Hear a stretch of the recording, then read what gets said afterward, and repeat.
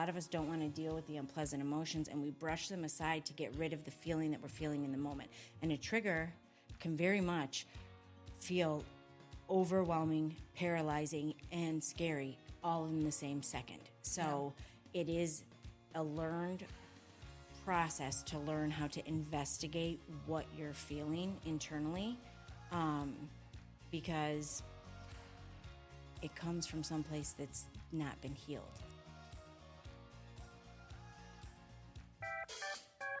There it is. Gotta wait for it to kick in. Hello. Welcome to, if you didn't hear in the intro, we will say it together. Welcome to my so-called healing podcast. We picked a name, guys. It only took us a million years and a lot of overthinking and a lot of wanting to put our head through the wall. Literally, sitting here coming up with inappropriate names for things that have nothing to do with the podcast and everything to do with like vulgar jokes. But we like had still, loads of those, but not a single name to be found for the show. Yeah, but we got one. We got there. We did, and I love it. My so-called healing. Good. I like it. I think it's witty and also like, you know, it's true because everyone has a different variation of healing and what it looks like for them. So yeah, no, I think it's perfect. Hopefully you out there listening, all two of you, think, no, I'm kidding, think that it's a good name too. 2,000 of you. Yeah. Which is growing actually exponentially when I looked at some analytics because I'm like a businesswoman looking at my numbers in my number computer. In your spreadsheet that you did? Yeah. Guys, I made a spreadsheet. Which you haven't shared with me, so I'm actually so a little butthurt. I'm pretty private about it.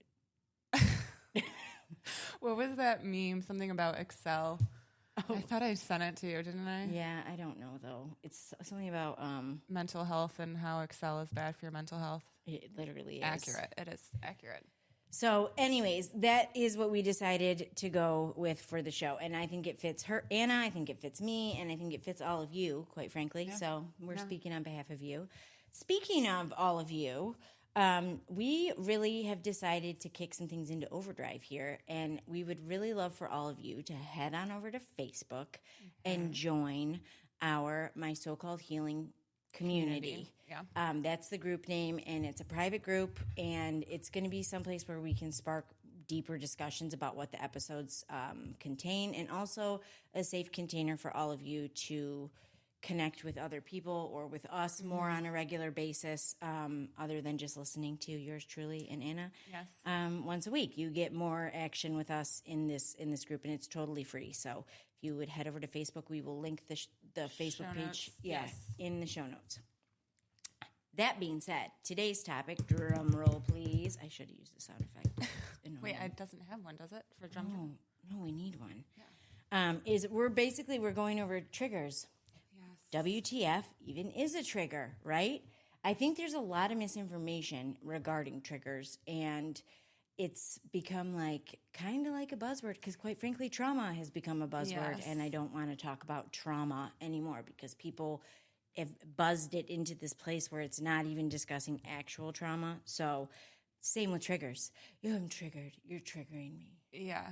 And like you said, people don't actually, I think, know what it means. Yeah. So what's your definition of trigger? Put me on the spot. God, she's going to break out in it. I totally am going to have an anxiety attack. I don't know what it is when people ask me questions. How do you define a trigger to people? When people say what you say, I'm triggered, what does that mean to you? I mean, something that brings up an emotion or something from the past, I guess. Yeah. Essentially. Yeah. So the easiest explanation for me is that it's core memories with huge emotions attached to it in the present moment. So what brings it into the present moment? A lot of things, the five senses, something you see, something you taste, something you smell, something you touch. It literally is you could smell, somebody could walk by you and there's a smell. It doesn't have to be perfume. It could just something kind of wafts, could be a food, and your body goes into an instant trigger mode, which, by the way, it is a physiological reaction. It's not made up in your head. Even if you appear calm to other people, your body is reacting as if it's in the moment of the time that the bad thing happened. It doesn't know the difference. So it immediately goes into fight or flight mode. Your parasympathetic nervous system is like all kinds of crazy because it's like all the neurons are Firing, yeah. like freaking out.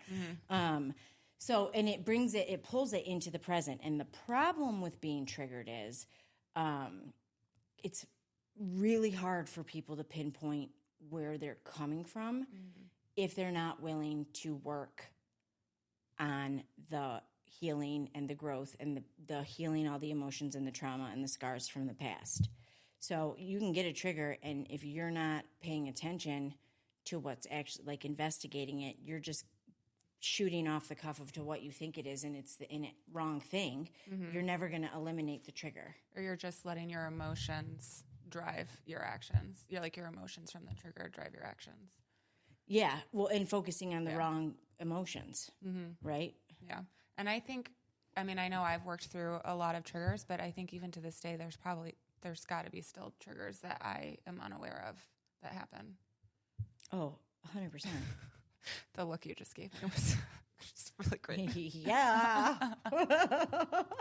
It happens to all of us, though. I mean, that's the thing. Whether or not you were a major, had major trauma or just unmet needs, their triggers happen to all of us. And they really are brought into the present moment. And that's where it gets confusing for adults trying to figure out, like, what the fuck just happened? Why am I like, what happened? A lot of people with repressed stuff too. That's it. I don't get deep into that because that's not my forte. But that's even trickier to figure out what the hell's triggering you when you don't have any core memories. Context, Yeah. So what do you think we can do about triggers when they arise or when they happen? Because you could be triggered a lot in a day. Yeah. I think the first thing is, in a lot of ways, trying to get in tune or like allowing yourself to feel your feelings. So like, and then kind of following that back. So a trigger happens, you're obviously experiencing some sort of like emotions or feelings, and trying to the best of your ability, because it's hard, but trying to like pause and then try to follow it back, like some sort of a path as to, okay, like I'm feeling this way. Why am I feeling this way? And then hopefully you can maybe lead yourself back to some sort of root cause. Right. Now, Anna's been doing healing work for a long time. So that is going to be for someone who's Anna's been working on their emotional intelligence for a while.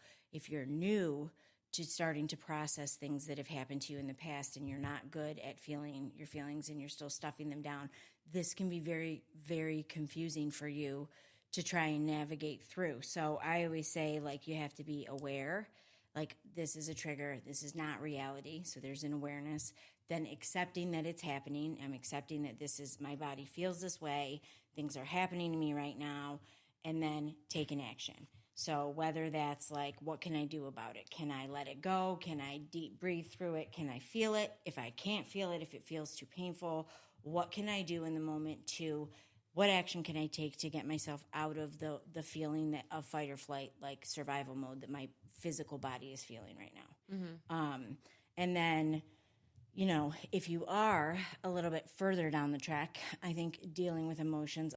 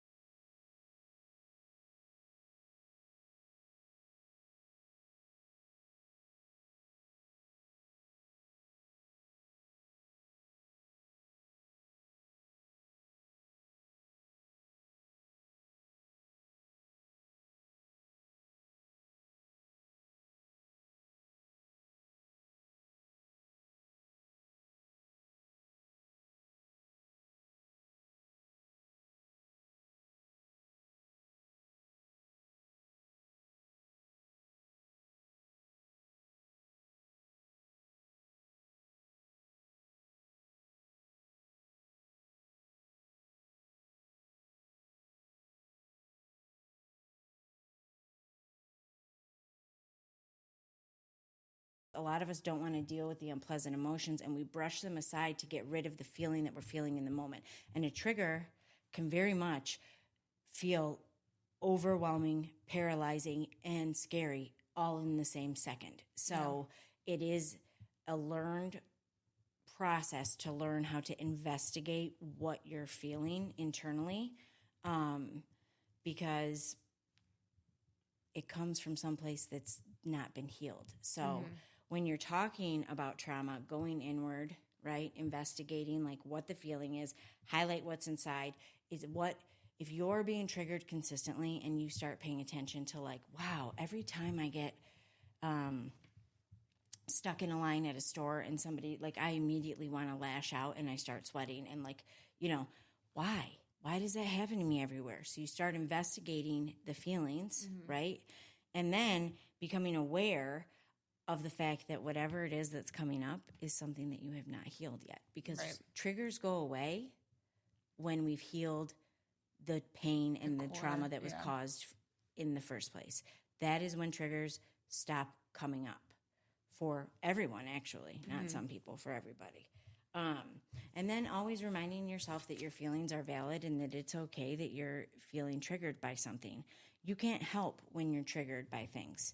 You can only look inward and figure out what the feeling and the emotion and what the event was and try and move forward from it. But validating the fact that what you're feeling is 1,000% okay and there's nothing wrong with it. Yeah, 100%. So that's kind of like where I go in looking at how to kind of, I guess I just call it like Inspector Gadgeting it, you know, like making sure like what's happening. Why do I feel sick? Because a lot of people want to shove emotions down. Oh, yeah. You know? Used to be the queen of that. Yes. I still am the queen of it. I am someone who stuffs the emotions down and the feelings down, and it's my go-to defense mechanism. And I think that a lot of people have this perception that like feeling an emotion, it's like, I'm feeling it. Okay, now I don't want to feel it, and I don't want to feel it. But going through it is the only way to come out the other side of it. Yeah, it's like we have this idea that feelings and emotions are bad and they're uncomfortable, and you know, we're creatures of comfort, so the last thing we want to feel or deal with is anything uncomfortable. Right. So immediately like shutting that down. Immediately no. I mean, shutting it down is the best example of what 99.9% of the population do, which is why people are still so baffled by triggers, because they think as an adult that it's mind over matter, and that's actually not the way that it goes. So like, I don't know. I was trying to think of when you're looking at feelings and how that goes, and there's like a technique that a lot of therapists use, and it's called COPE, with triggers specifically. And what it is like COPE. First, take like a cleansing breath, right? And you really, really want to get like a deep breath, because that's going to calm the parasympathetic nervous system and make it enough so that you can then observe what you're feeling and why you're, you know, like where you're feeling it in your body. Because it's not just emotional, like I'm angry, I'm scared, I'm sad. You're also going to be feeling tense within your body. Yeah. So observation, and then positive self-talk, and then explanation. And this is like a very well-known, I mean, if you've gone to therapy for trauma, you've heard about COPE and the strategy for getting yourself out of a trigger. And it just basically brings you back into the present moment and out of the trigger. I know a couple people who use trauma, like informed anxiety coaches who use like a code word for themselves, like to like Lollapalooza, to like get the note when they know, wait, this is a trigger, Lollapalooza, and then they kind of like pull themselves out of it, which is also a really good way to snap yourself out of it too. I just feel like there's something about taking that deep cleansing breath that like grounds you and like really can like get you deep into the moment, and then you're able to observe what you're feeling, what your body's feeling, what's happening around you. Because a lot of times, and if you've had severe trauma, you're going to be more than likely afraid. That's why if you've ever been with a PTSD veteran from war, they like will be in the moment. And I mean, I had a friend who, driving on a freeway, a tire popped, and he instantly thought he was in war. He's like saying all this stuff. We had to pull the car over. Like he was like actually triggered and he could not observe or get himself out. And it was terrifying because we were like 25. I mean, I was young, but like had no idea what was happening. And like, that's probably the most extreme case of trauma and post-traumatic stress I've ever seen. And I'm assuming lots of veterans fight that daily for the stuff that they have to go through. But that's a prime example of what like not being able to feel it. I can't observe it. I like we're going get my six. Yeah. You know, like getting on instantly back there. Yeah. Nothing else exists. Like you were in that moment. Yeah. However long ago it was. And then obviously if that is the case for you, being gentle on yourself, because that's just, you've got to heal it. You feel it to heal it and get through it, you know? Yeah, definitely. So many of us push feelings down and push them aside because we don't want to feel uncomfortable. And I know that's my go-to reaction to everything. And I have to be like, I'm shoving feelings down. Because if I don't, my other go-to reactions are to get shit-faced and shove it down with alcohol, or to eat it down, like push it down with food. So like my coping mechanisms were not, it's taken a lot of work and over 15 years to be able to not rely on that type of dealing with the discomfort. And actually sitting with the uncomfortable feelings and processing what not just what it is I'm feeling, but like why. Yeah. Why am I feeling this way? Yeah. Again, trying to get to like that root cause. Yeah. And like, what was it? And then like I always have to go, once someone told me about the 5 senses, it made like perfect sense to me. So like, what is it that I saw? What did I smell? What did I hear? Like, this is obviously after the fact. If I get triggered by something when I'm calm, that I can kind of reflect and be like, what was it? Yeah. And then I kind of get hyper obsessed with focusing on like whatever one it was. Like if it was a scent, right? Why did that bother me? And then like digging to find like why that would bother me, because then I can process. If I go backwards, I can kind of get back to that moment and try and work my way forward, healing it. Well, yeah, you can't really heal, I think, until you can at least address or find out what that root cause is. Yeah. And then you can do the work to move through it. Yeah, for sure. And again, triggers are a byproduct of unhealed stuff within us that we need to work on. And it's a lot of times a mirror, a reflection of what you feel internally and how you treat yourself too, because a lot of times people look to the outside world as to why we're being triggered by something. And really it's an internal biodome, right? Biosphere. And there's something in there that isn't unconsciously is not where it needs to be, and it has to be healed at that level. And it may take some time, and you find it, you like ding, ding, ding, ding, ding, done, move on. Right. And that's awesome if that's the case. But a lot of times it takes more awareness and observation and like really settling into like, why does this pattern keep happening? Why do the repetitive, like this happens? A, then B, A, then B. Like if I'm at the store and I'm in a line, I get a rash, hives, and want to freak out. And then I like sweat and I have to leave the store immediately, like anxiety attack. Why? So it's like, then you've got to step into like, okay, what feelings am I feeling? Right. Breaking it down. Like you said, a lot of the times too, triggers can be like a mirror. And, I mean, it took me a long time to realize that. There was a couple of instances where I normally don't I get along with everyone for the most part, and like people for the most part. But there were a couple of situations with 2 individual people that I don't know why I just could not, like something just like irked me, and I could not figure out what it was. And it took a long time to realize that they have a tendency to kind of like live in that like victim mentality, and seeing them do that was like triggering, I think, my, like, I don't know if I want to say hatred of the fact that I, like, that's where I lived for so long. But like other people living in that victim mentality was definitely a trigger for me, and like a reminder of how I used to live there. Yeah. No, it is. And it's a reflection. Like a lot of times people don't realize like how you treat yourself, how you see yourself, what you feel about the way that you are just as a human, is going to reflect back to you. And if you are someone who is unkind and unloving to yourself, if you are getting a lot of, let's say, like mean, nasty, like self-centered, self-seeking narcissists or something, like, why is that happening to you? Like, well, because that's how you feel on the inside about yourself. It's not about them. That's meant to be a eye opener for you to like work on those emotions and heal and accept yourself internally. Just let me know when you do, because I'm still working on it. Right. So, I feel like that's forever a work in progress for everybody. Well, yeah, but I think that there comes a point where if you heal enough of the negative self-talk, if you work diligently to respect yourself, love yourself, and really see the value that you have, even if it's just the smallest amount,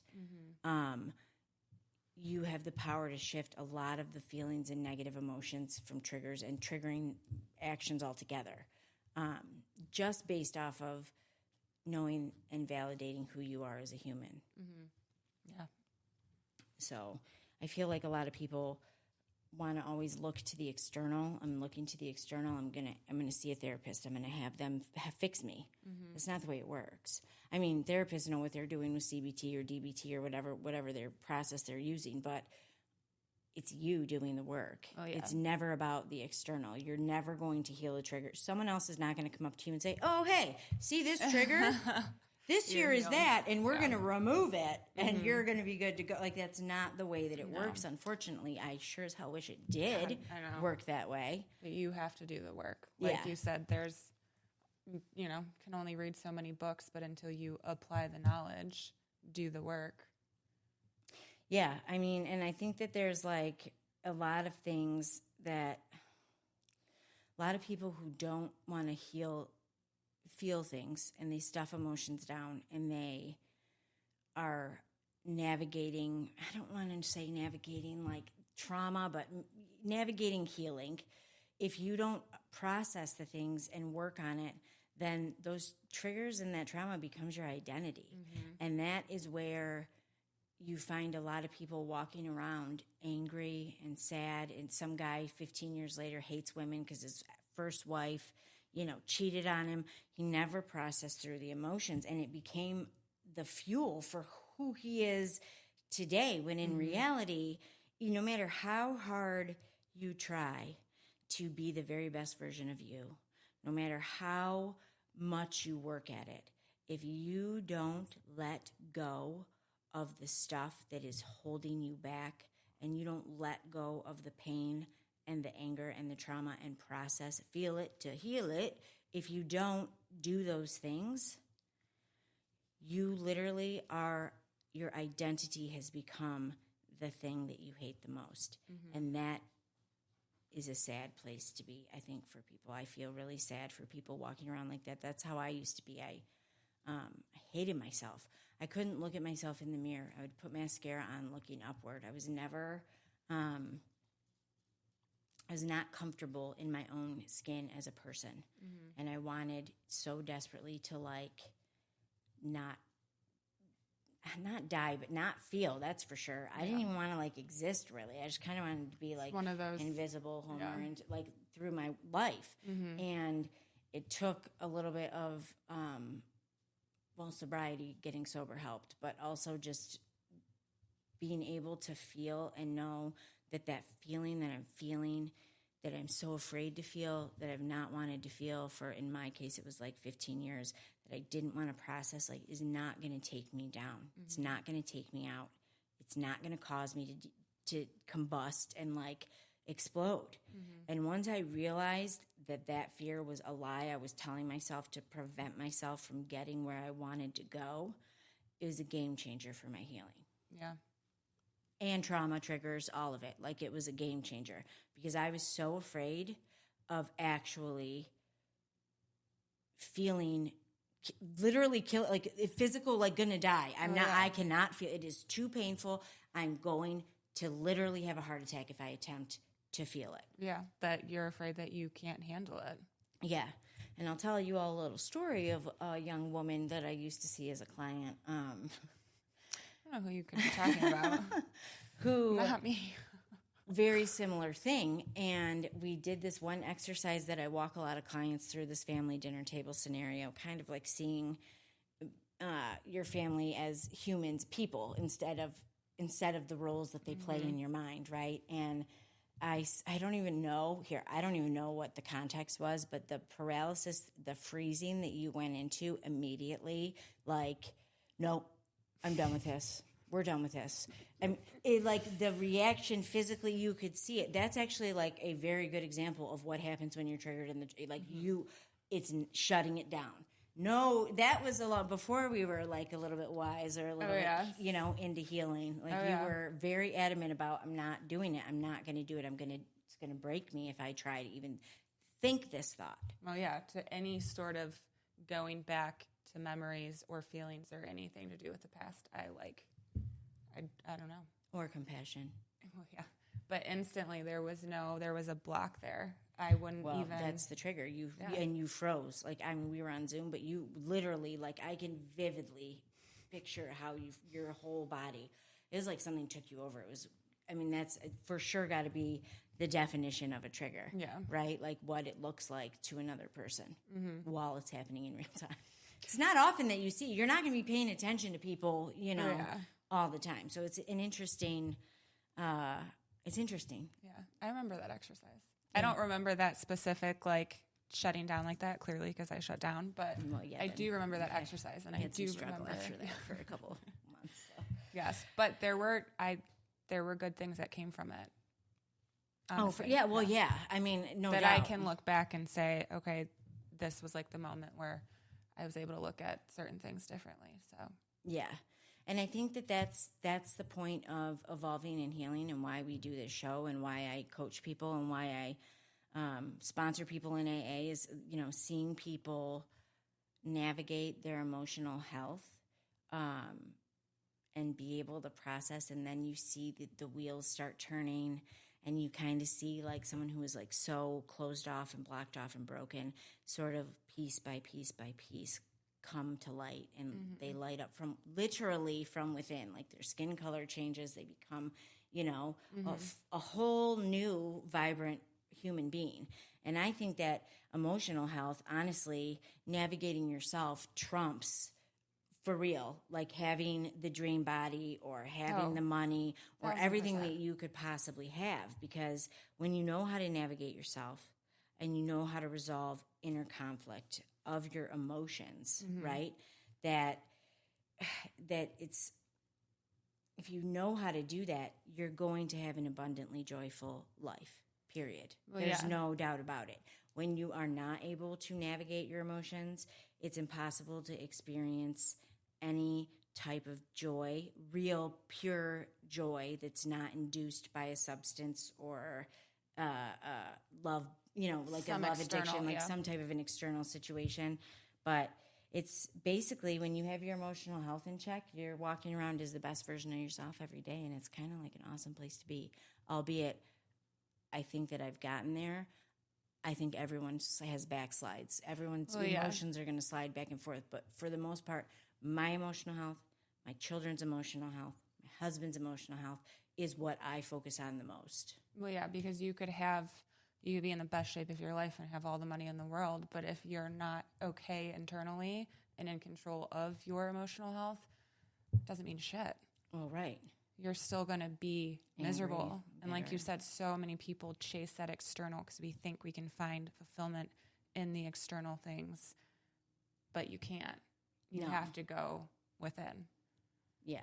And navigating emotions is, a lot of people will say, well, what the fuck does going within mean? I don't fucking get it. That just sounds like some bullshit trying to get, motivating on social media or whatever. First of all, those types of people, I'm talking to you, because that used to be me. You're very jaded. You're very angry. Going within is a saying. It's not like a metaphor for something. It's literally navigating, why the fuck am I feeling the way I'm fucking feeling, like I'm going to barf everywhere? One, that I'm sweating. Why am I sweating? Why do I feel pissed off? Why am I crying now? Right. These are like literally going to your emotions and walking yourself logically through what is actually happening in real time, navigating yourself and your emotions. And once you do that and you learn what it feels like inside your own body, not other people's, not mine, not Anna's, not what we talk about on the show or people talk about online, what it feels like specifically in your body to have anger and resentment feeling rise up. What does it feel like? What do you feel in your physical being? Where do you feel tension? Do you feel sick? Do you feel, in your back? Do you feel it in your shoulders? Are you feeling it in your thighs, in your hips? Where? Where do you feel it? How does it feel? Are you afraid? Are you afraid to go deeper into that feeling? Why? And then another feeling will pop up. And literally one after the other, asking yourself deep questions about what is happening inside of you. Because I can't answer it for you. You can't answer it for them. Medical doctors won't be able to answer it for you. Nope. It's something you have to define, like all of Brene Brown's work, right? Putting English language in words to the emotion that you're feeling so that you can understand it and logically and be able to move through it. Yeah. And then heal, grow, love, baby. That's what it's about. Yeah. Well, you can't solve a problem that you don't know, like, how to identify or define. Well, nobody knows how to identify it. It takes a long time. Oh, yeah. You're super awesome at it. Nah, no, I'm not. You're like a pro at identifying what you're feeling in the moment. Just full of shit. I am most definitely not. But that's the thing. What Anna and I both do is question. It's just like being a journalist, honestly, investigative reporting on yourself. Become Inspector Gadget. If you're someone my age, you know what I'm talking about, and you used to watch the show. And pull out your bag of tricks and your spyglass and, like, literally lean in and observe what you're feeling. And also, please, for the love of God, do not invalidate yourself. Yeah. If you're feeling whatever you're feeling, you are a human being, and the emotions do not mean it's an action, okay? You could feel hatred, you could feel anger, you could feel sadness, you could be ashamed of something that you're feeling. It's an emotion. It doesn't have any tie to any real, tangible execution of an action. So do not invalidate the way that you feel, because your feelings are fucking valid. They're valid. And it's okay to feel and process whatever it is, because when you get to the other side of whatever it is, you're living in the dreamland that most people don't get to. Yeah. For sure. Couldn't have said it any better myself. Oh, good. I'm glad I got your approval. That's a big deal, because Anna writes a lot, and she's got wordy Worthington over here. I do. So, listen, this is a good episode, I think. I think it was pretty good. We are honestly so glad that we're able to, if we're able to help one of you today learn how to deal with a trigger, or even put a definition to what a trigger is in a more sensible term than a psychologist or somebody who talks medically speaking.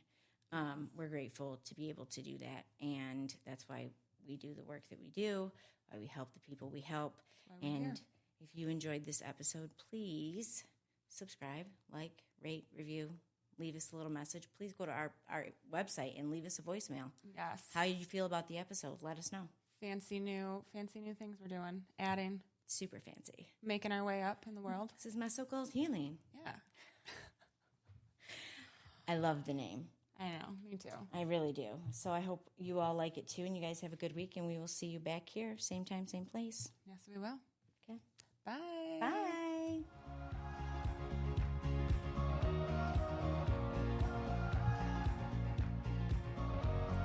I always miss it. Oh, Always okay. yeah.